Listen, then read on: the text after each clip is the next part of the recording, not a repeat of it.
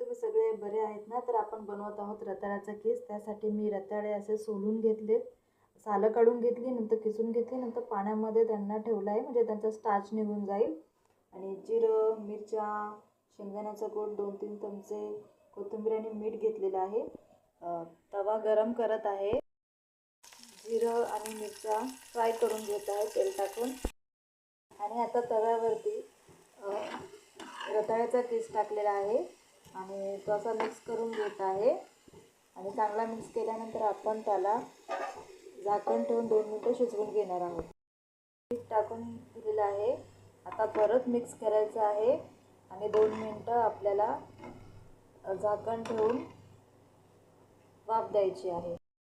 खाली चिटकू नये म्हणून व्यवस्थित तो सतत हलवत पण राहायचा आहे. आणि त्याच्यातलं पाणी आटलं आणि दिसत असेल तर आपला रताळा किस रेडी झालेला आहे. रताळ्याचं किस रेडी टू ईट झालेला आहे. त्यावर तुम्ही लिंबू देखील पिळू शकता आणि उपवासाला देखील हा पदार्थ चालतो. तर नक्की बनवा रताळ्याचा किस आणि एन्जॉय करा आपली लाईफ.